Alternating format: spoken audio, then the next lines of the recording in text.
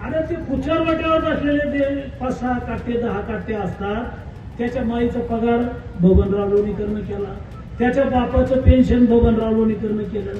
नरेंद्र मोदीजींनी 6,000 रुपये तुझ्या बापाला पेरणीला दिले.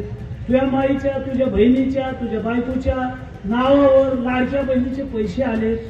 तुझ्या अंगावरचे कपडे आमच्या सरकारचे, तुझ्या पायातलं बूट चप्पल आमच्यामुळं आहे, तुझ्या हातातलं ते डबडं मोबाईलचं आमच्यामुळं आहे.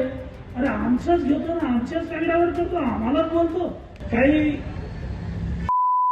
लोक विशेष करून तरुण पोरं कुचरवाट्यावर बसतात. आता वाटूरला किती कुचरवाटे आहेत काही नाही मला माहित नाही, पण कुचरवाट्यावर बसतात आणि व्हॉट्सअपला टाकतात. काय येतं व्हॉट्सअपला? काय लफडं आहे? व्हॉट्सअप आहे, फेसबुक आहे, इंटरनेट आहे, इंस्टाग्राम आहे, एवढा धुमाकूळ आहे. तुम्ही इतकंही काही टाकलं पोलिसात की सगळ्या टीव्हीवर येतं, चांगली बातमी येत नाही. आता मी एवढी बडबड केली 1-1.5 तास, हे काही नाही येणार. मग कुचरवाट्यावरच्या माणसानं जर काही टाकलं आणि थोडं वाकडं तिकडे टाकलं नागमोडी की लगेच पेपरला येतं, लगेच टीव्हीला येतं. मी सांगितलं की कुत्रा माणसानं चावलं त्याची बातमी होत नाही, पण ज्याने व्हिडिओ पाठवला त्याचं नाव माहित नाही, ती बातमी खरी आहे का खोटी आहे कोणी तपासत नाही. कुचरवाट्यावर बसल्या बसल्या ते काय लिहिते की आमच्या गावातले 9-10 जण आहेत ना आमदाराच्या दावणीला बांधलेले.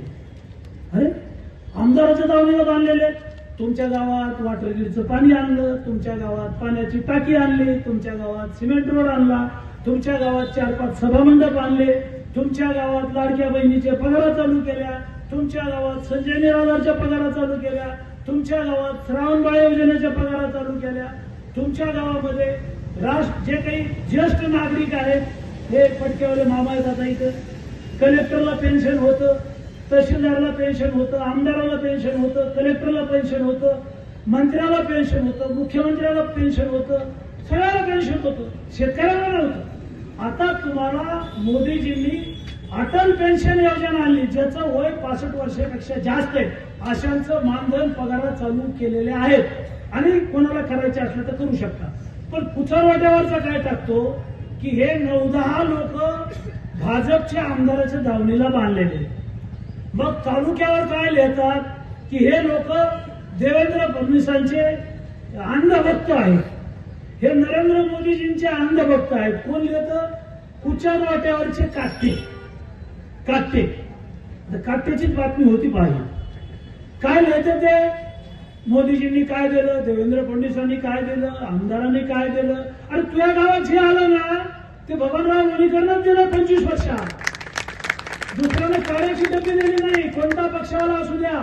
आणि कोणत्याही पक्षाच्या नेत्याला माझं आव्हान आहे, गावातल्या कोणत्याही सरपंचाला, जिल्हा परिषद सदस्याला, पंचायत समितीच्या सदस्याला, तुम्ही कोणत्याही पक्षाकडे जा तुमच्या आणि काड्याची डबी आणून दाखवा, नाही तर झेंडूबामची बाटली आणून दाखवा डोक्याला लावायला. नाही आणू शकत तुम्ही. कशाचे पक्ष, कशाला धरून टाकलात पक्ष? पक्ष काय आहे? जो पक्ष आपल्याला हे सगळं देतो तो आपला पक्ष.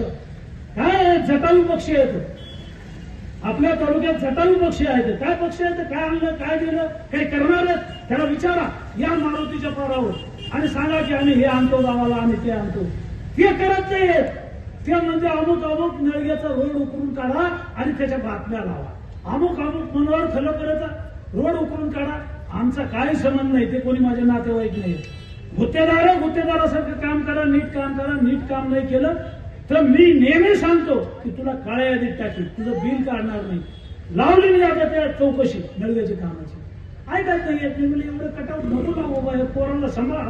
एवढ्या मोठ्या गाड्या आहेत, काळ्या मोठमोठ्या 50-50 लाखाच्या डोळ्यात चालतात लोकांच्या. लोकांचं फुटत आहे. हे आल्या कुठून? आणि म्हणून मला आपल्याला सांगायचं की कुचरवाट्यावरची चर्चा जी असते ना, तर ही चर्चा ऐकूच नका, ते पाहू नका आणि आपलं डोकं खराब करून घेऊ नका. अरे ते कुचरवाट्यावर बसलेले ते 5-6 काटे 10 काटे असतात. त्याच्या माईचा पगार बबनराव लोणीकरनं केला, त्याच्या बापाचं पेन्शन बबनराव लोणीकरनं केलं. नरेंद्र मोदीजींनी 6,000 रुपये तुझ्या बापाला पेरणीला दिले. तुझ्या माईच्या, तुझ्या बहिणीच्या, तुझ्या बायकोच्या नावावर लाडक्या बहिणीचे पैसे आले.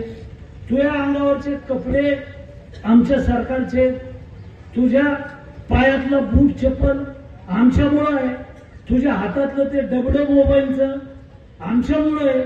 अरे आमचंच घेतो ना, आमच्याच रगड्यावर करतो, आम्हालाच बोलतो, चुकीचं लिहितो. अरे म्हणून राजकारणातले लोक काय टीका करतात मला त्याच्याशी काही घेणं देणं नाही. मी प्रामाणिक माणूस आहे, इमानदार माणूस आहे, पक्ष पाहत नाही, काम करतो आणि काही जर चुकलं तर मात्र सोडित नाही. शेवटी राग येतो माणसाला.